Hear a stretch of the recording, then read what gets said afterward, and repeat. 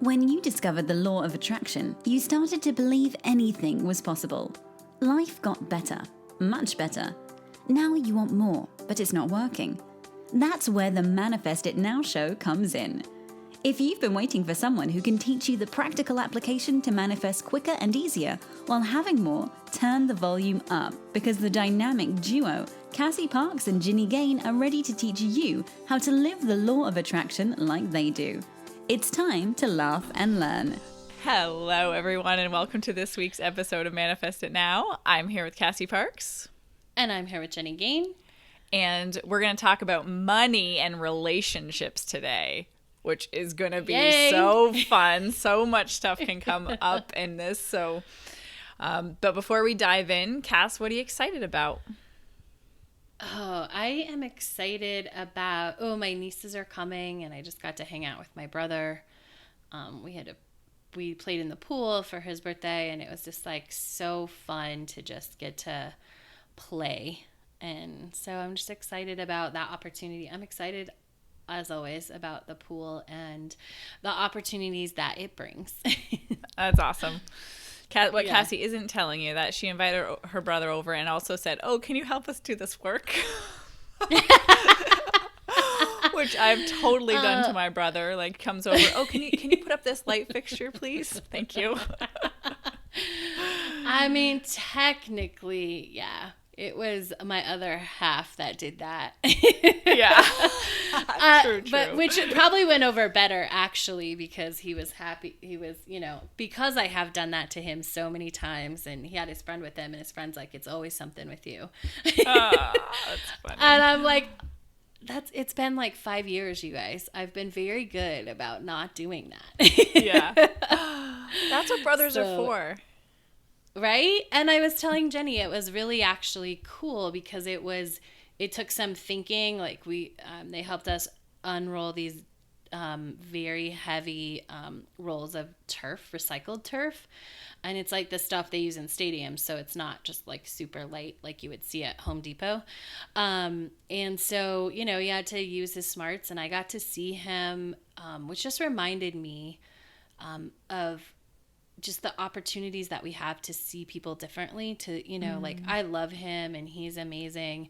And I hadn't, got to see him like problem solving and doing that work. It's just not an opportunity that has presented itself. And so what it made me think was like, it was a renewed, like, okay, I just want to open again to see everyone in my life with like new eyes of who they are now.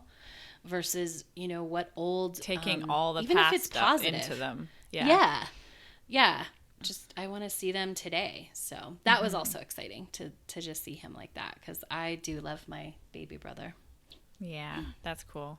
Well, since we're on the topic of baby brothers, I'm going to be excited about my brother too. Because awesome. He met a girl. And I don't know if he's going to listen to this or... But I feel excited about this. We've been... going through, there's been a strong desire for years to find his person, and we've had a lot of coaching conversations and, "Hey, Jen, well, how do I focus this? And this is happening, and how can I best do this?" And so it's really awesome to watch him have found his alignment in this area and then have that reflected to him so clearly. And he's saying things to me that are just super cool, that I know this is exactly the person for him right now. And, hey, all our values just align. It's so comfortable. And I'm like, yep, that's what it feels like. Yep, that's what it feels like. So that feels really exciting for me. Yay. I'm so excited because we didn't even, I knew there was a girl a while ago, like when it was very new, but I'm so excited that I got to hear that too. Yeah, me too. Yeah. All right, so let's start with, on our topic today, let's start in the area of Cassie's specialty of money stories. Yeah. Okay. We have a lot to cover today, so we'll just get into it. So I discovered the money stories, and I always like to say this, after I started interviewing my clients, and I don't know what, it was inspiration, I do know what, prompted me to ask some sort of question like, what would you call your money story in the past? And when I started to hear the same words and basically the same name come up over and over again, in the same types of people, I was like, oh, these are the default stories that we get before we consciously choose. They're just sort of the stories that are out there that we pick up from other people, or we get from our parents, we get as part of society, we get from trying to be opposite of our parents and often swing too far the other way. So I will quickly go over them, but you can go to identifyyourmoneystory.com or just go to cassieparks.com, and you can, like, you don't even have to put in your email. You can look at the stories and learn them. And so we'll probably reference them. The most important thing is not that you go into the story and like really, yeah, this is so me. It's just that you use it as an awareness tool, right? Because what we really want is a place to create awareness, and that's what a money story does. And this is how it can help you with your partner, is that once you see what your money story is and you see their money story, often when you notice a behavior or something that's going on with money that you don't love, the hope would be, because you're aware, like, oh, part of their story is playing out, you can be a little gentler and a little kinder and know that this is part of something that they just haven't shifted yet, versus like, oh, they're trying to sabotage me. Which is how I think a lot of people feel when they get into these situations, because sometimes we do the opposite. You know, people will do the opposite of what we want them to do, and it seems like they're trying to sabotage us. So real quick, the money stories are survival.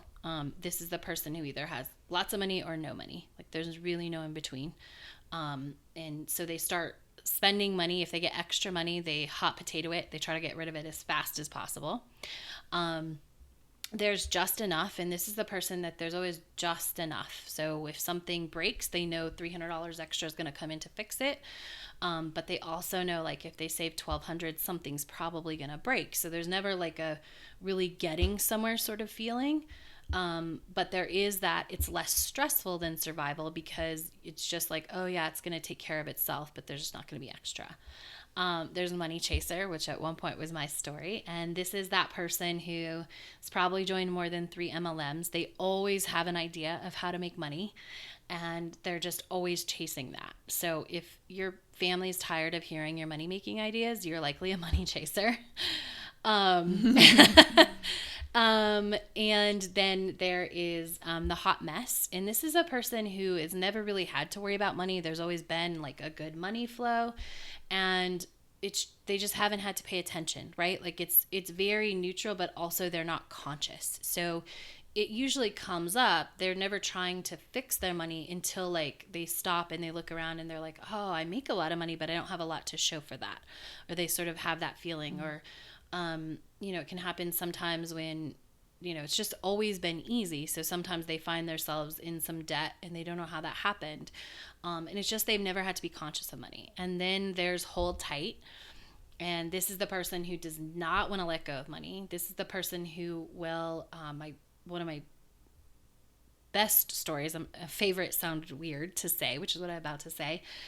When somebody was describing, this to me was, they slept on the floor for 6 months to save like $200 on a mattress. And so it's like, because it's about saving the money, like that's really where the energy and the feel good comes from, is that. And so this person also might, there might never be enough money in their bank account. They never feel like they have enough, even though they have a lot. So that's really quick. You can go to identifyyourmoneystory.com if you want to get a little more in depth. But that'll give us a base to start to create some awareness and continue our conversation. So I think that's so important, because like all of the topics Cass and I discussed, we always start with awareness. We're always talking about that. So awareness in this sense is becoming aware of where you are at in relationship to how you experience money, your relationship with money, before you ever start to direct or change or do something else. Knowing where you're at is really empowering, so that, because as we talk about, part of the fun of creation is seeing your progress and knowing I've been here and now I'm here. And so knowing where you're at, having that awareness of where you're at, super important. Also, tying it into our topic, just like Cass said, when you see your partner do something and they spent money on this thing that you're like, what the heck? Why ever would they spend money on that? And then you're like, oh yeah, that's where they are at. They have that money story, or maybe they have that money story going on. All of a sudden it releases that blame that you're placing on them, or that judgment, and you're saying, oh, they are being who they are, right? And so you're immediately releasing the judgment and the resistance, which is opening up space to actually then be able to get what you actually want. Yes. So just giving you a little bit of that awareness. And also when you see yourself do certain things, you can understand why, right? Yeah. So like if somebody has a money story of survival and you're a hold tight, when they go out and they hot potato money, that is not going to feel good, because you want to hold on as tight as possible to money, and they just got rid of it as fast as possible. Right. That's funny. I remember when I did this a couple years ago, I was the just enough person. And so, and it shows up so clearly. I'm sure you have so many examples of this, Cass, but like when you get the extra $200 and then, oh, I made an extra $200, and then you're like, oh, I got a flat tire and it's a $200 for my tire. Like the money show up like exact. But it's been fun, as I was talking about the progression, to watch that change over time as you become more conscious of this. So let's just clarify this, is you will have 100% power to change your money story. Yes. And your experience with money. Absolutely. Even if you haven't had any your whole life, or you like whatever the situation is, you have the power to have what you want. Your dreams, your financial dreams and desires are meant for you. They are possible. Yes. And you've probably heard me say this before, but like the amount of money you make or you have has no bearing on your story. Like your story is how you interact with money and how it flows to and from you.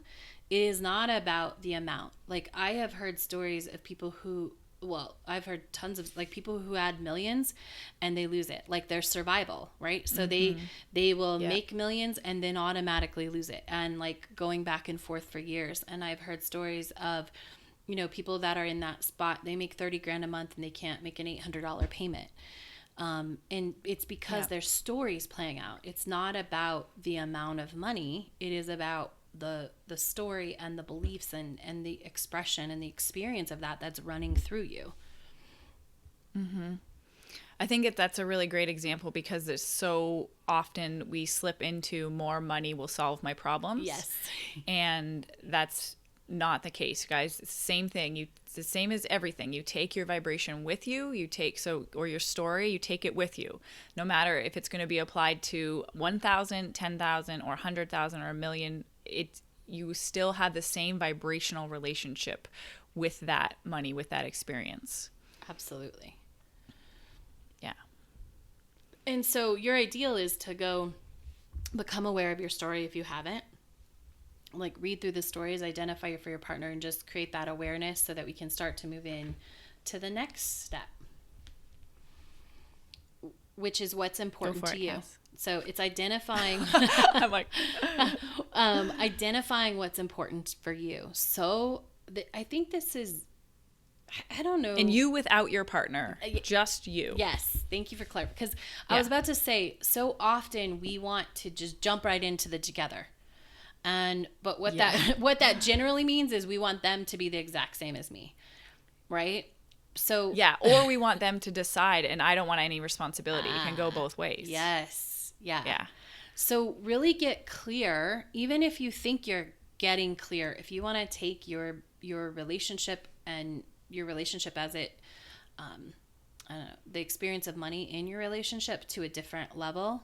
You want it to feel more peaceful, more calm, more abundant, whatever it is you want. If you want to take it to a new place, the first place to start is identify what's important to you. Even if you think that you know that, like write it down. Just take 5 minutes and write that down to make sure you're as clear as you think you are. Because I think that is one of the things that gets messed up, is people think they know what they want. And often what they think they want is based on what they think they should want. not what they actually want. Yeah. Yeah. So this can be things like, do I like to save? How much do I like to save? How much do I like to have in reserve? How much, where do I like to spend my money? What is it? How do I like to feel when I'm spending my money? What's the I know different, like, how much do I want to spend? What feels comfortable on house stuff? What feels comfortable on activities? Like, how many times do I want to travel? I don't know if that's getting that specific yet, but how you like to spend your money, how you like to feel, things like that. I don't think you can get too specific. What's important to you? Because if you can come with, there you go. This is what's important to me, is I like to have a travel budget that feels like, I can do whatever I want in any moment. If it's, I like to have this amount in savings, like I like to treat, there's someone in my family, we were having this discussion a couple weeks ago, and she's like, 5,000. Like 5,000 is what I like to treat as zero, And so, she's like, anything above that, like, I don't care if we spend, but and she doesn't even, she was like, I don't even understand why 5,000 is the number, but it's the number I feel like I can handle anything that would come up. And so that for her feels safe. And so that's what she, like, that's important to her. And whatever the answer is perfect and okay and valid. And it's the answer. It doesn't need justification or explanation. Like, it's just like, 5,000 is what feels good to me. Awesome. If what feels good to you is 1,000, awesome.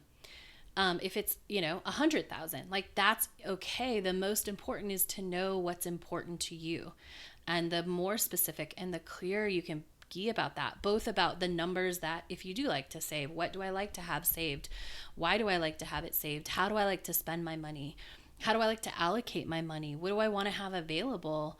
What do I want to have free reign to just spend money on? Like, all of those are so important. And the more work you do up front, identifying what's important to you, the easier the work is going to be when you do it with your partner. Yeah.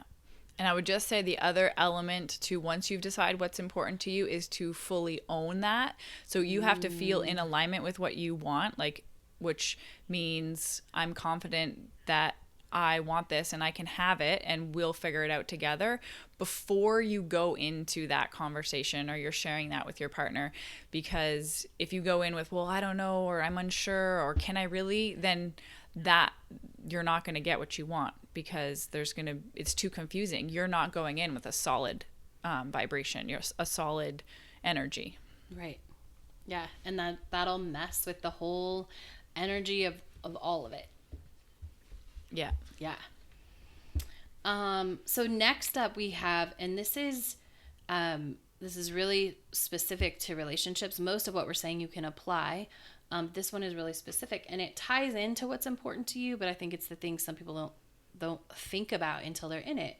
And it's really like, what are you comfortable with in terms of, like, equity, and, like, are we putting in equal amounts? Are we keeping separate? Sharing. Mm-hmm. Yeah, you can talk more about this one, Jen, because I feel like you're really good at this. I think that just like understanding, okay, what's important to you about sharing your monies and having that, any ideas that you have or inclinations. Like, some people are more comfortable having one person control the money. Some couples are more comfortable having it open to everybody, equal contribution, budgeting this. Like, there's so many different options about how you can do your financial life together. Some people totally separate and you're just contributing equally, and that feels great. Mm-hmm. So maybe exploring what those different options might be, and thinking about what feels best for you. This is still about you.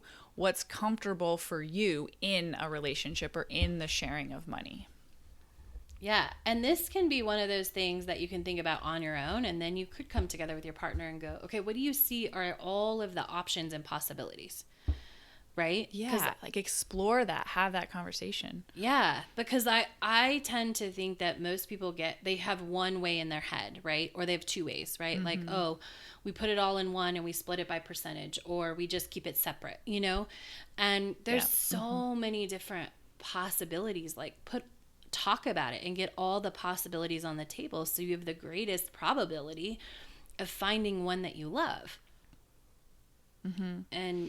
And I want to just bring ahead. in here, because just this underlies everything in terms of relationships and talking about money, because money can be such, or finances can bring up so much between people.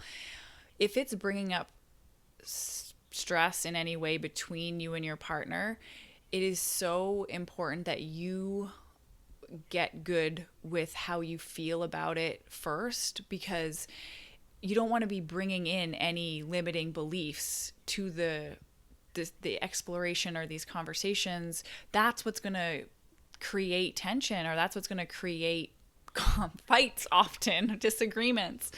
And so being really aware of how you feel about a certain subject is super important, so that and I think this is going to come up in our topic, but say your partner does do something or say something that triggers you because you feel some limiting something, it's so important that you're able to express that to them in that moment, vulnerable. Instead, if you get defensive in your conversations with money, that's your stuff that they're hitting, and that's up to you to shift or change or share. Often it's just sharing that, and that helps dissolve it.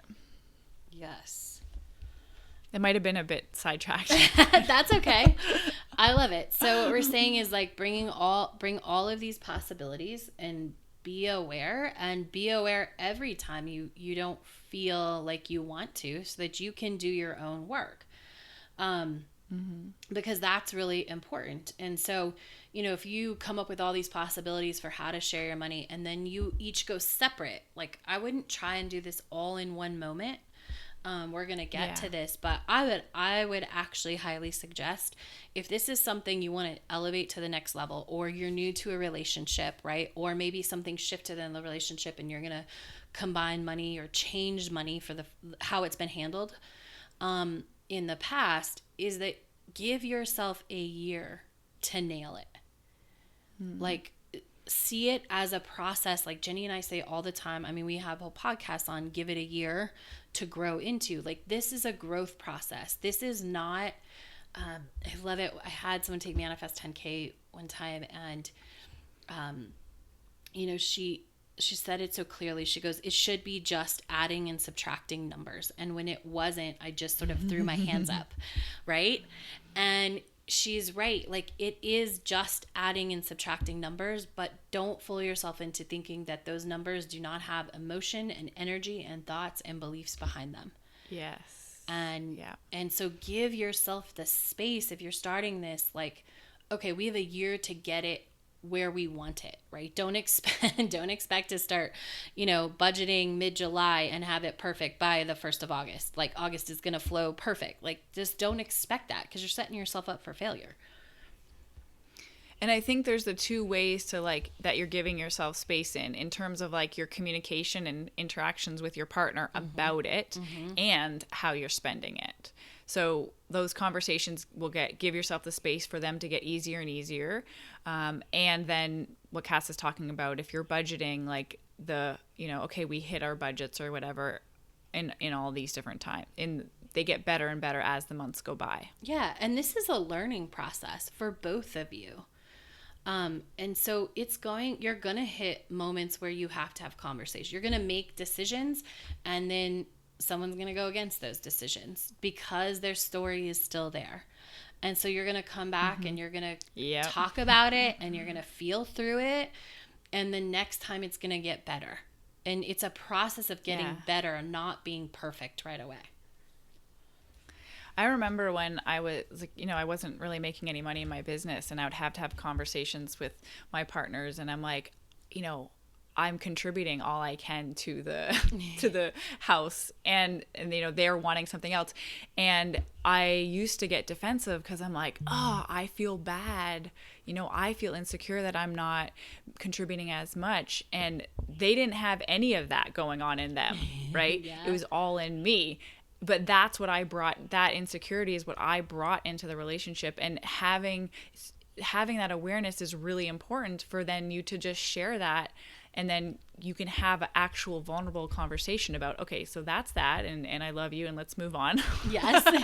And now let's get to the actual issue we're talking about. So that's what we're talking about in terms of like the practical and the emotional sides of it. Yeah, absolutely. And it's so amazing when you have a conversation and you realize what all is in your head and what someone else has no feelings about. Yeah. And really like understanding where your partner's coming from too. Like, why do they want so much money in savings? Oh, well, it's because they had this experience and this is important to them as well for a multitude of other reasons. And so when you understand where your partner's coming from, it's so much easier to honor how they spend money or where they're coming from, period. This goes with everything, but specifically about money. Absolutely. So we talked about, getting to know your stories, figuring out what's important to you, specific to couples, like deciding about this, like what you want in terms of who's contributing and what you're comfortable with. And so we want to remind you, like, everybody gets to win.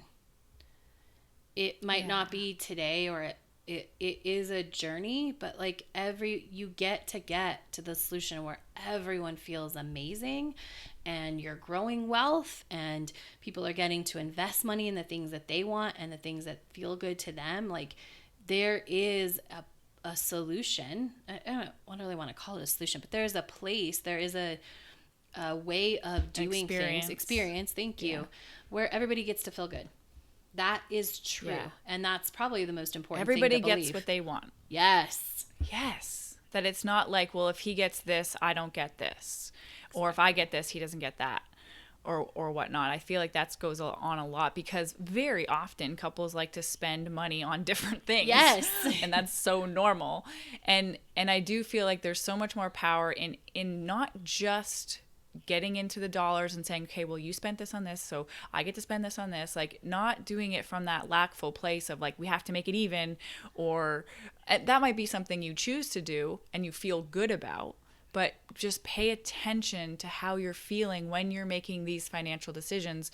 That will speak louder, as you know, than any words that you're saying, is how you're feeling about the conversations, the decisions you're making about money and finances. Absolutely. And so kind of as the conclusion to all that, I just want to highlight, like, then it's your responsibility to do your work. So and just wrap it up with, it's all on you. Right. This is a shared thing, but it comes back always to then you doing whatever work you need to do and not expecting someone else to fix it or change. It's your work, and it's learning what you want to ask for, what you need, and working through your own money stuff to get to this place that you want to be. Yeah. And I'll just also add in super quickly is you can manifest the abundant experience that you want to have financially with or without your partner's involvement. So don't let them be an excuse or distraction or holding you back. Cass and I did a whole episode on this, like manifesting with your partner or without your partner, and just own your power in this situation. Like, you get to have what you want, even if your partner, you're not doing it with your partner. Like, when you become abundant, that's what Cass is talking about, like, take responsibility. When you become abundant, your relationship will be, it's irrelevant sometimes of, not sometimes, all the time, of what your partner is thinking. They have to have their own experience, but you still get to have yours the way you want it. Yes. The end. Right, the end. If you want evidence for that, go to Manifesting Success Stories and search how to manifest when your husband's a spender. Because I always love to point to that perfect evidence of that. So. Awesome. Have a great week, guys. We'll see you next time. Bye. Go be awesome. Thank you for joining us on the Manifest It Now show, where you learn how to leverage the law of attraction to manifest your dreams. Now that you're inspired, share the love and review us on iTunes. While you're there, remember to subscribe.